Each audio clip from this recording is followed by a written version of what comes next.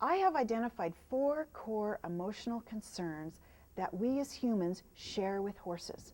In identifying those core concerns will help you better understand your horse and balance your nature as a human with your horse's nature.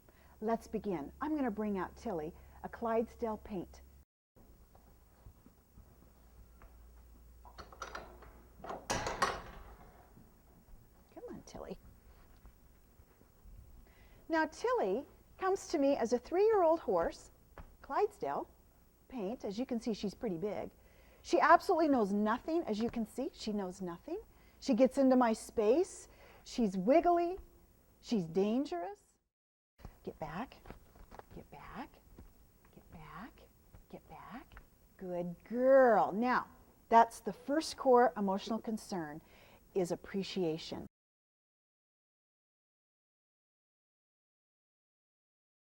And when she got back and she did it right, I said, good girl. And she began to lick and chew. And in order to enhance that appreciation, I'm going to come in here and I'm going to rub her neck when she does the right thing. What this does, research has found that when you rub the neck, it actually releases a chemical response, just like her mother did when her mother licked her neck. It's important to appreciate your horse, letting them know that they've done the right thing. Now, she's just learning, so she knows absolutely nothing. Yesterday's holistic joining was just a moment of doing the right thing, but I have to show her appreciation. Good girl. The second core emotional concern is status.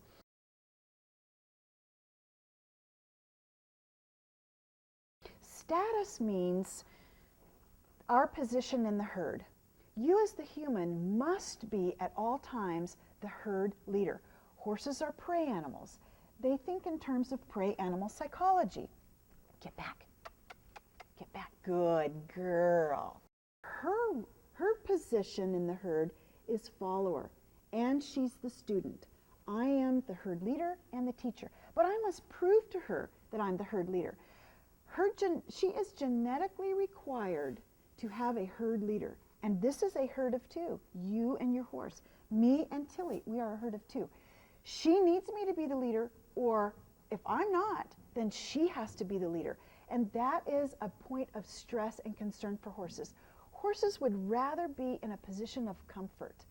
They are looking for the leader. When your horse rubs on you and moves your feet, that isn't affection. That is disrespect. But that horse is disrespecting in a way that, are you the leader today? And if you're not, I'm going to move your feet. There's the key. He who moves the other's feet first is in control.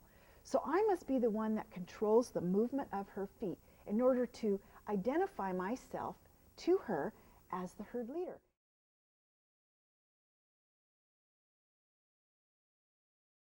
The third is autonomy. Now, what I mean by autonomy is we as humans have the opportunity of free will, free choice. We decide yes or no in our lives most of the time. A lot of things are dictated to us, but for the most part, we can make those choices. Well, in the animal world, they also have autonomy as well. They make the choices too, to where they're going to eat, where they're going to sleep, when they're thirsty, so I'm going to go get some water. There's some choices they make.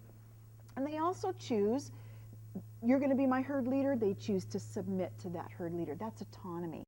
I'm going to set up choices for Tilly to make. I am going to support her in making the right decision. I will not force her to make the right decision.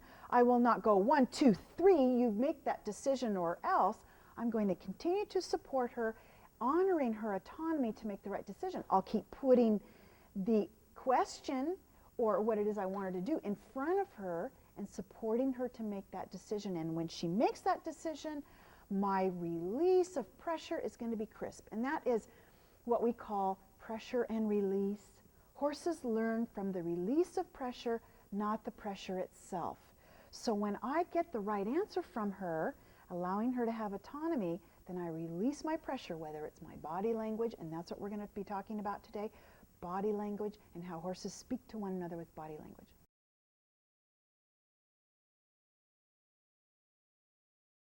Now, the fourth core emotional concern is role. We all have a role. In our jobs at work, we have a role. In our homes, we have a role. Sometimes my role is bookkeeper. Sometimes my role is cook, laundress. The list goes on. But our roles keep changing. Today, my role is to be the teacher. I am teaching her what she needs to know in order to be in my herd of two. She recognizes my status as the leadership, she will, and then she'll identify with my role that I am the teacher, and her role is student and to be learning today and to be the follower.